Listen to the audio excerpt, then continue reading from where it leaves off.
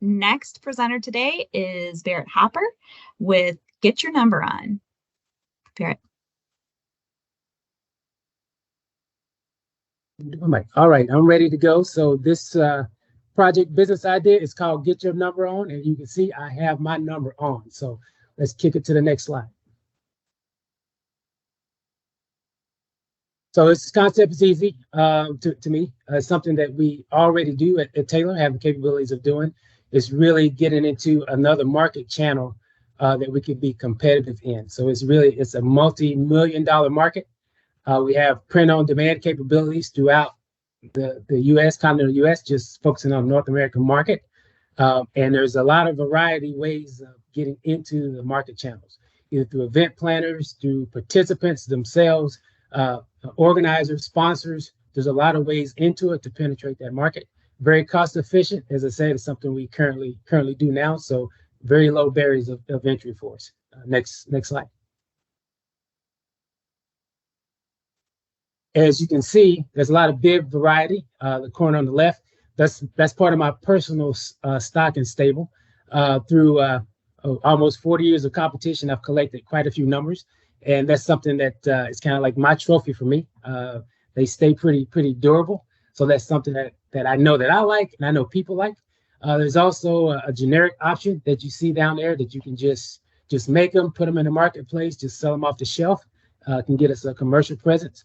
The far right corner, there's mementos that you can do. There's a current offering to do that now.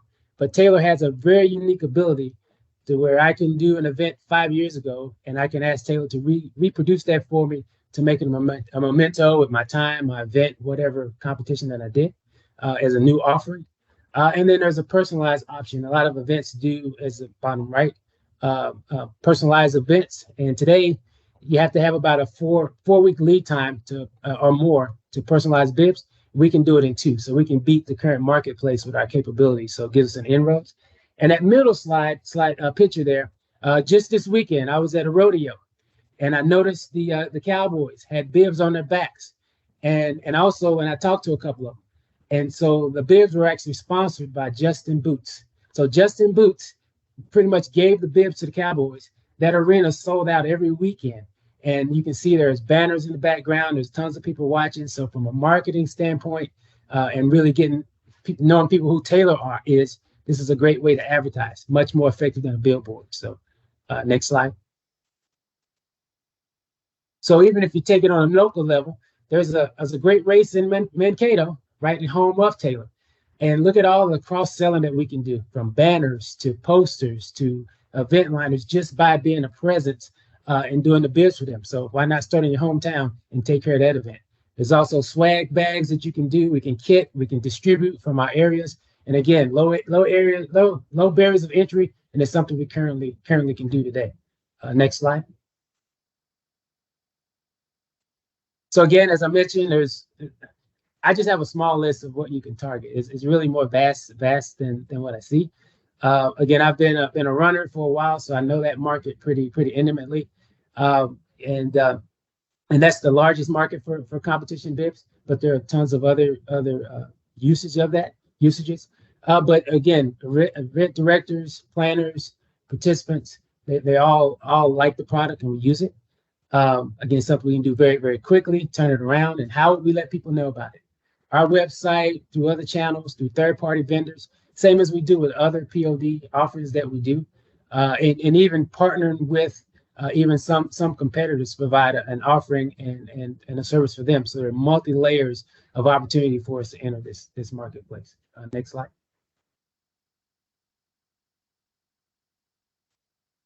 And as I mentioned, lots of opportunities. And then again, how did I come up with this idea? So one day, as you saw in a previous slide, I was just laying out all my bibs. I have about 350 to 400 of them, and just laid them out on the floor. And I said, wow, these all came from somewhere. And I said, wow, Shark Taking's out there, and Taylor can do this. So why not us too?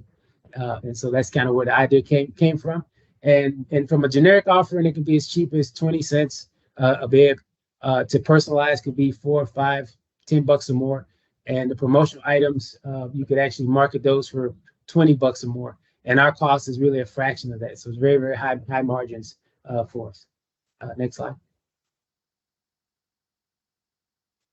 And again, really the cost for us to enter this is from a marketing standpoint, we can do this tomorrow with the innovative minds. And I have a cousin on the line here, cousin Jimmy. I know he's chopping at the bits to do stuff like this.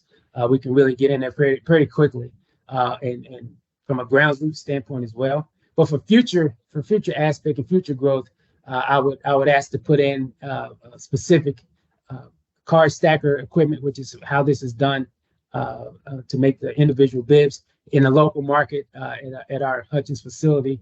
Again, that's a cost you can do later as we get penetration in the market as we're growing. That could be a growth strategy for us. Next slide. And as I said, this is Get Your Number On, presented by Barrett Hopper. Thank you guys for the opportunity. Excellent. Thank you so much, Barrett. Great job.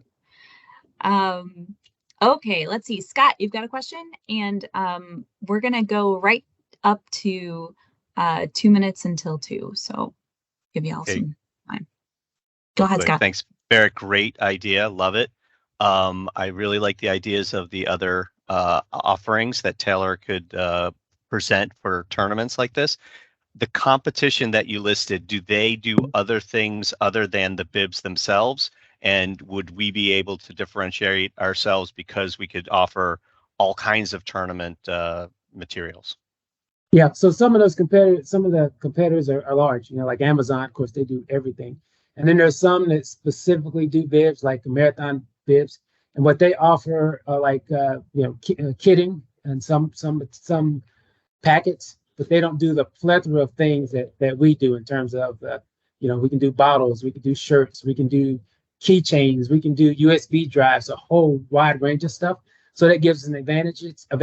But also they're only located in one market, kind of northwest part of the United States, where we have a footprint throughout. So we think of terms of fulfillment and being able to really get to the end customer at a much quicker basis. We could really dominate that market. And also we could partner with some of those folks as well, as I kind of mentioned. So we have a lot of ways of touching and making money in that space.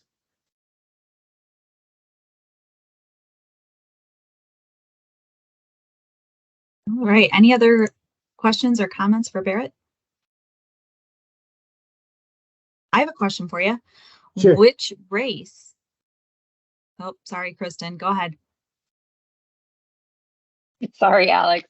I was going to ask about average order value, Barrett, but I'm not sure. My question was also kind of around what Scott asked. Do you have any sense of, races can run from like 50 to 100 participants up to thousands and thousands. So is there a sense of what kind of an average would be? Well, it kind of depends. So some depends on the event size, large and small. Again, I've been an event organizer as well.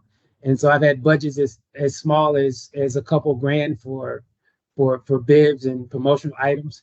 But I didn't have one place I could go to get them. And then I've been a part of larger events like, major marathons, New York, Boston, Chicago, of that. And they have budgets into the 100,000s for doing these type of items. So there's a wide range of that. But there are, again, literally thousands of events per year. All over the place. So it's a lot of different ways of impacting that and impacting the order size by the secondary selling and such that we may be able to do. And let me just add one more thing to this. The exposure element is huge. Again, I showed you the rodeo scene where there's a Justin Boots sponsoring the rodeo. Right outside of there's a Justin Boots store. So where do you think the people are going to go? They don't remember the number on the back of the guy's shirt, but they bet you they remember Justin Boots. So just think of that from a marketing perspective as well. That's where my head was. Tammy Braun, you had a question. Yep, quickly. I know that some runners complain about the safety pins on bibs and having that ruin their shirts, their running gear. So have you thought about making that back of the bib sticky so that it sticks to material instead of having to use safety pins? Just a suggestion. Sure. I haven't thought about that, but there are actually other options in that are used today. outside of just safety pins.